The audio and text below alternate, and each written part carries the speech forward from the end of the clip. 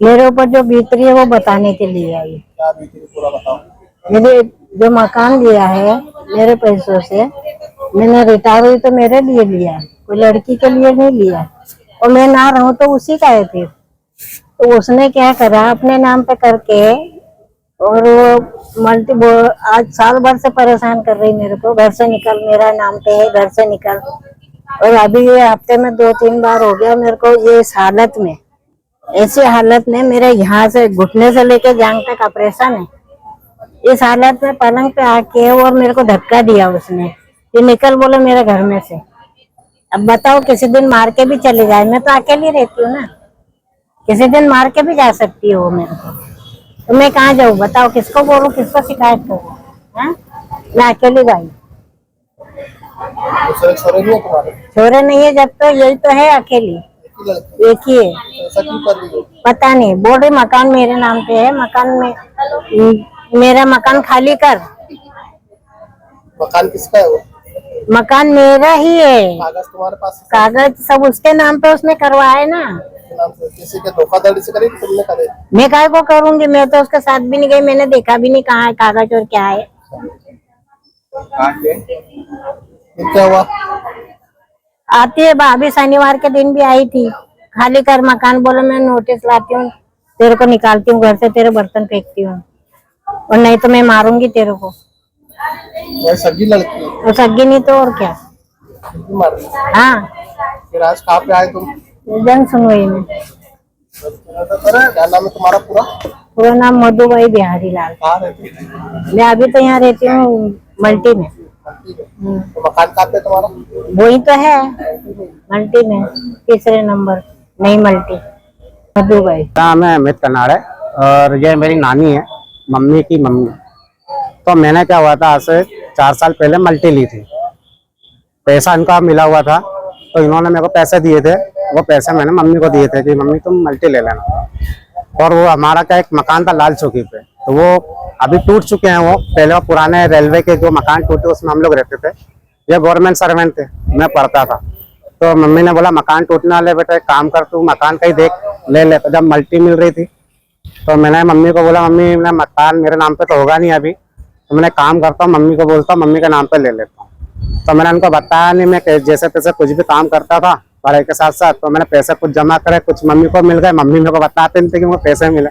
फिर मम्मी ने मेरे को बोला कि एक काम कर, मैं देती हूँ तेरे को पैसे, तू ले ले जा बोले। तो मैं आया था, एक बार गया भी था, तो मना कर गए थे कि तेरे नाम पे नहीं होगा। तो मैंने मम्मी का दिया पैसा, मम्मी को बोला मम्मी तो मकान ले लो, तो उन्होंने लिया, बोला ठीक है मेरे नाम पे लेती हूँ। मकान टूटने के बाद हम वहीं चले गए रहने के लिए, हमको 3 साल हो गए, कोई प्रॉब्लम नहीं आ रही थी। 3 साल बाद अचानक मम्मी आए घर पे, गाली गलौज करने लगे, मैं तो काम पे ही रहता था, अभी मेरे को बताते नहीं थे। फिर मैंने एक दिन, फिर मैं घर पे गया तो फिर वो घर पे फिर आए थे, तो उस दिन उन्होंने क्या किया, गाली गलौज की और उल्टा सीधा बोल रहे थे मम्मी को। उसी दिन ना उनका ऑपरेशन भी करवा के लाया था मैं पामपुरी। जब मैं हॉस्पिटल में लेके गया, जब इनकी टांग टूटी हुई थी, तो घर पे, तो मैं जब मैं हॉस्पिटल लेके गया तो मेरे पास पैसा था नहीं, तो मैंने उनको मम्मी को बोला, मैंने भेजा किसी को कि भाई तुमको खबर दे दो कि इनकी टांग टूट गई और उनका आयुष्मान वगैरह बन नहीं रहा है, तो पैसा लगेगा, अगर तुम दे सको तो दे दो थोड़ा बहुत, मैं कहाँ से लूंगा इतना पैसा। तो उन्होंने क्या किया कि वो आए वहाँ पर, मैंने उनको बैठे, तो मैंने उनको बोला कि भाई इतना पैसा लग रहा है, आधा तुम दे दो आधा मैं दे देता हूँ, ऑपरेशन हो जाएगा मम्मी का। तो बोले मैं कहाँ से लाऊं? बोले तूने खाया 2.5 लाख रुपए तू दे। मैंने क्या खाया भाई, मैं तो अभी बचपन से इनके पास ही रह रहा हूँ, मेरे गोद लिया इन्होंने, तो मैं तो कर ही रहा हूँ और मैं तो आगे भी करूंगा उनका। और वो मकान को मेरे लिए भी नहीं चाहिए था, मैंने तो उनको खुला बोला था मम्मी मैं तेरे लिए ले रहा हूँ, मेरे को मेरा टेंशन नहीं, मैं तो मेरा किराया मैं कहीं भी मेरा एडजस्ट कर लूंगा। और मम्मी को शुरू से अकेले रहने की आदत है। तो उस टाइम बाद मैं एक रिलेशनशिप में आ गया, मतलब मैंने शादी भी कर ली, मतलब कोर्ट मैरिज नहीं की है, ऐसे मंदिर में शादी हुई है मेरी। तो उस बेस पे उन्होंने वहाँ पर एक कंप्लेंट डाली थी कि ये लड़की है वहाँ पर इसको लेकर रख रहा है, जबकि वहाँ पर ना उसको लेकर रहता ही नहीं है, अकेले ही रहते हैं। और जब वहाँ इनका ऑपरेशन हुआ था, उनकी टांग वांग सब टूट गई थी, तो उनका जो भी लेट बाथरूम जो भी करवाना था, जो भी सेवा थी वही कर रही थी, करने वाला तो कोई है नहीं, ना मेरी मम्मी आई, ना मेरा पापा आया, ना कोई भी नहीं आया, ना कोई रिश्तेदार आया देखने के लिए। अभी ये है कि ये इनको घर से निकालने का धमकी दे रही है।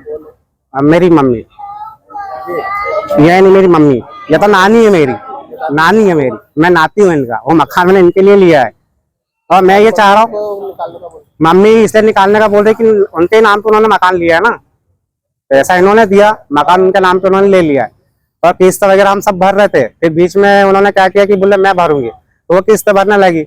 और अब उन्होंने अभी कम से कम 2 साल की किस्त भरी नहीं है। वो बोले तुम किराए से रहते हो, तो बोले तुम किस्त भरो। बोले मैं काय के लिए भरूं, तुम किराए से रहते हो, बोले तुम कभी भी निकाल दूंगी। 2-3 बार उन्होंने कंप्लेंट भी डाल दी, और फिर आए भी थे, सर लोग भी आए थे। फिर हमने उनको बोला कि मम्मी ने उनको पैसा दिया हुआ है। अब वो मम्मी को पता कितना दिया उन्होंने उनको, क्योंकि मैं तो उस समय पैदा भी नहीं हुआ, फिर उसके बाद की मेरे को कुछ पता नहीं।